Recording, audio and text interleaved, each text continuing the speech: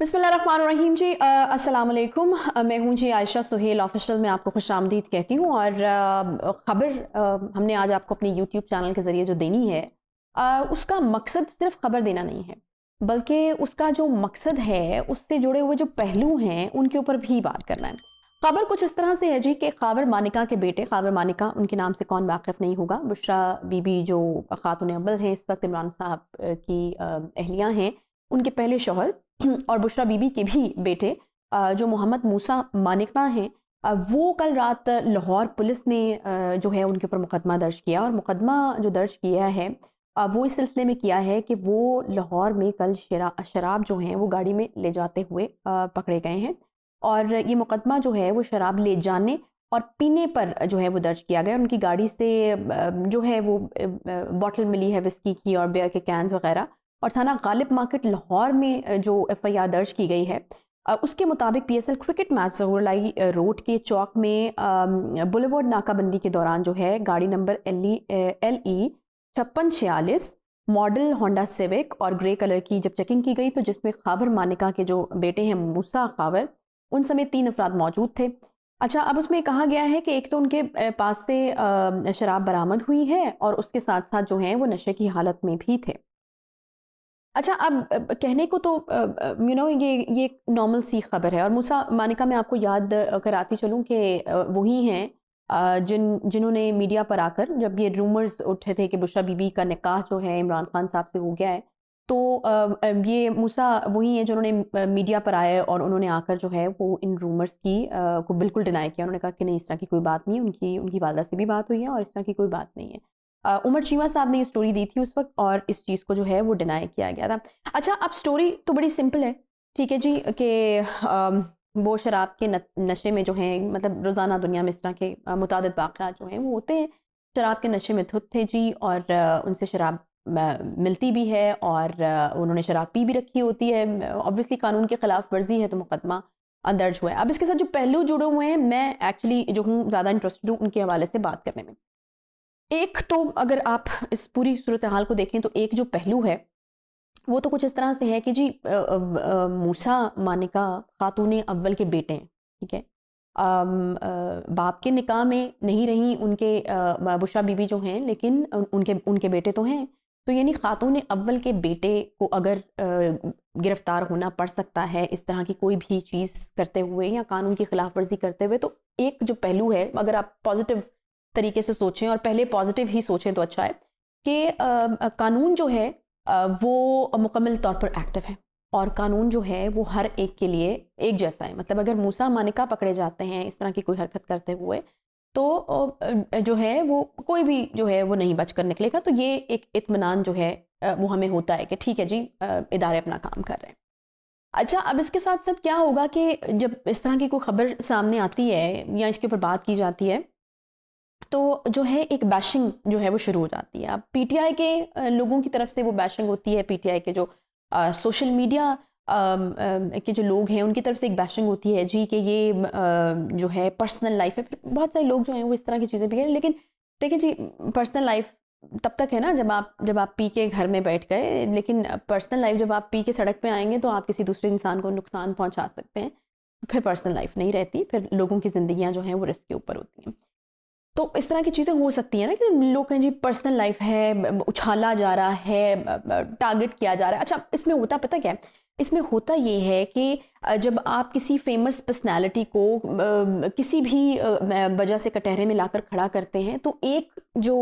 View होता है या मतलब लोगों की एक बड़ी तादाद जो होती है उसका ये होता है, आप देखें जी टारगेट करने की कोशिश की जा रही है, सियासी तौर पर जो है वो निशाना बनाने की कोशिश की जा रही है। हालांकि बिल्कुल मेरिट्स के ऊपर भी अगर जो है वो गिरफ्तारी होती है या मुकदमा दर्ज होता है या कोई खिलाफ कानून हरकत होती है, तो जी एक तो ये व्यू हमारे सामने आता है। अच्छा, अब हम भी बटे हुए हैं ना, हम कभी भी सही और गलत को जो है वो उस तरह से नहीं कि सही और गलत गलत है, वो कोई भी करे, किसी भी तरीके से करे, हम भी ज़रा थोड़े डिवाइडेड हैं इस तरह के मामलात में। तो हम क्या करते हैं जी, ये तो विक्टिमाइजेशन हुई है और जो है वो सियासी लोग हैं तो निशाने पे इस तरह से उनको रखा गया है और बड़ा आसान होता है जी जो लोग फेमस होते हैं या जिन जिन लोगों के नामों से लोग वाकिफ़ होते हैं उनके बारे में उनकी कैरेक्टर असैसिनेशन करना बड़ा जो है वो आसान होता है। फिर एक दूसरा व्यू जो आता है वो ये आता है जी कि क्यों जी आप लोगों के ये मतलब इस तरह की ये कोई इतनी बड़ी बात तो नहीं। अच्छा, हमारे यहाँ एक एक वो वाला तबका भी होगा जिसके लिए कोई इतनी बड़ी बात नहीं है ये,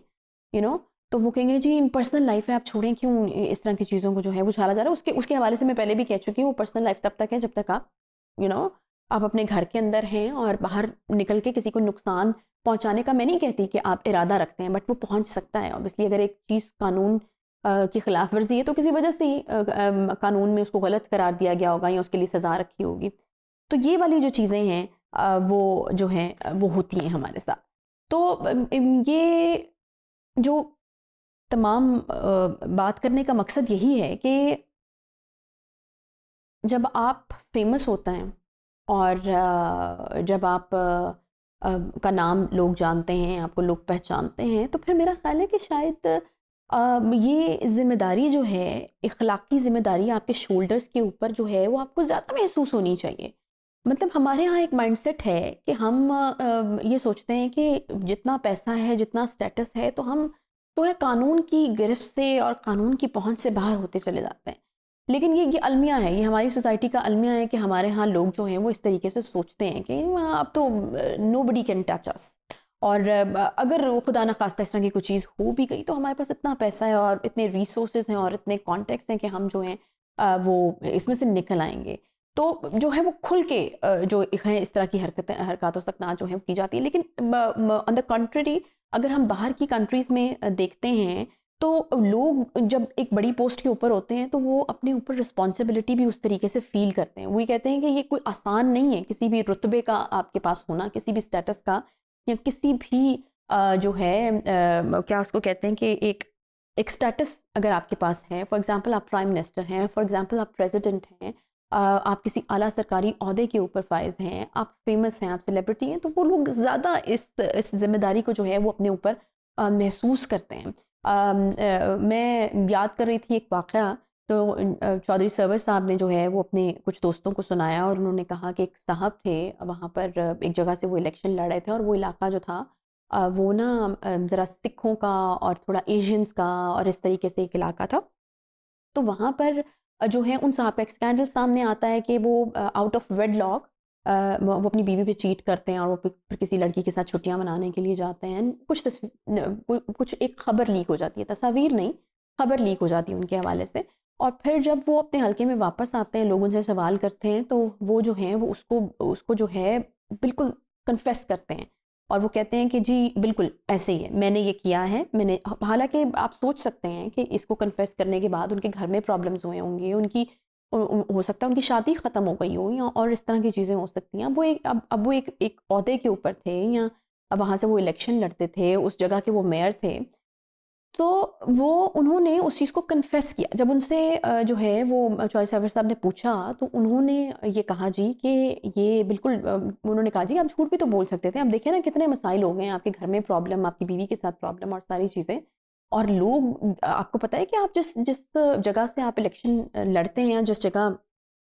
पे आप एक रहनुमा के तौर पे लोगों को दिखते हैं, तो वो एशियंस हैं। वो शायद इस चीज़ को जो है वो ना पसंद करें कि आप इस तरीके से वेडलॉक के बाहर एक रिलेशनशिप में हैं, तो आपको थोड़ा ख्याल करना चाहिए था। मतलब अगर आप कौन सा मतलब किसी ने आपको देखा था या इस तरह की कोई चीज़, एक खबर ही बाहर निकली थी, आप उसको डिनाई कर सकते थे। तो ही वाज लाइक कि नहीं, ये मेरी मेरी जो कंट्री के लोग हैं, मैं आपको यूके की बात बता रही हूँ क्योंकि वो यूके में रहे और यूके का उनका वो एक्सपीरियंस था, और वहाँ पर उन्होंने अपने दोस्त के हवाले से बात की, तो उन्होंने कहा कि मैं आपको एक बात बताऊँ कि मेरी कंट्री जो है, वहाँ पर शायद लोग ये चीज़ तो एक्सेप्ट कर लेंगे कि मैंने जो है वो चीट कर दिया बीवी को, और फिर शायद वो इस चीज़ के ऊपर बहुत अच्छा भी महसूस करें कि मैंने आकर उसको कन्फेस किया और मैंने माना है और मैंने बहादुरी दिखाई है, और मैंने जो है अगर कुछ गलत किया है तो मैंने उस चीज़ को एक्सेप्ट किया है। लेकिन मैं खुदा ना खास्ता अगर कल को कोई तस्वीर मेरी लीक आउट हो जाती, उसके बाद फिर मेरे मुल्क के लोग जो हैं इस चीज़ पे मुझे कभी माफ़ नहीं करते कि मैंने झूठ बोला। ये इस्लाम की तालीमात हैं कि वो हमें सच बोलना सिखाता है और वो हमें सच की तलकीन करता है। लेकिन हम उनसे दूर हैं। और देखिए ना, अब इस स्टोरी से हमें पता चलता है कि एशियंस के अंदर हमारे ख़ित्ते में के जो लोग हैं उनके अंदर इस चीज़ की कितनी एक्सेप्टेबिलिटी है कि झूठ को वो जो है वो एक्सेप्ट कर लेंगे और एक धोखे में रहना वो पसंद करेंगे, और जो है वो दूसरी चीज़ को उस तरह से वो एक्सेप्ट जो है वो नहीं करेंगे। तो ये जो एक चीज़ है वो बड़ी बड़ी इम्पॉर्टेंट है और बड़ी प्रोमिनेंट है। और बारहा हम देखते हैं कि हमें एक वाज़ेह फ़र्क महसूस होता है कि इस्लाम हमारा दीन है, बहुत खूबसूरत दीन है, बड़ा बैलेंस्ड दीन है, लेकिन हम बहुत सारी चीज़ों में जो है वो उसको उस तरह से फॉलो नहीं करते जिस तरह से कि फॉरेनर्स उसको फॉलो करते हैं, झूठ से वो परहेज़ करते हैं, सच बोलने का वो अपने बच्चों को भी सिखाते हैं और ख़ुद भी बोलते हैं। और पर्सनली मैंने भी एक्सपीरियंस किया है कि बाहर जब आप जाते हैं तो बच्चों के अंदर जो है स्ट्रेट फॉरवर्डनेस बहुत ज़्यादा होती है, वो झूठ जो है नहीं बोलना पसंद करते, उनको नहीं सिखाया जाता झूठ। और हमारे घरों की एक आम सी एग्जांपल है कि हम माँ बाप जो हैं वो चलते फिरते कोई बाहर आया है तो जी कह दो मामा घर पे नहीं है या बाबा घर पे नहीं। तो इस तरह की चीज़ें जो हैं वो हम करते हैं, जो कि हमें पता नहीं चल रहा होता, but in the long run जो वो चीज़ें हैं वो ख़तरनाक होती हैं। तो ये था जी आज की वीडियो। आई होप कि आपको वीडियो जो है वो पसंद आई होगी और हम अपने रवैये जो हैं वो पॉजिटिव करने की कोशिश करेंगे और इस्लामी तालीमात के मुताबिक भी करने की कोशिश करेंगे। और हम जब किसी ओहदे को पाएंगे, किसी प्रोमिनेंट जगह पर होंगे, तो हम उस जिम्मेदारी को जो है वो ज़्यादा महसूस करते हुए लोगों के लिए एक एग्जाम्पल सेट करने की जो है वो कोशिश करेंगे। बहरहाल आई होप वीडियो आपको पसंद आई होगी। इंशाल्लाह मुलाकात होगी आपसे फिर। अल्लाह हाफ़िज़।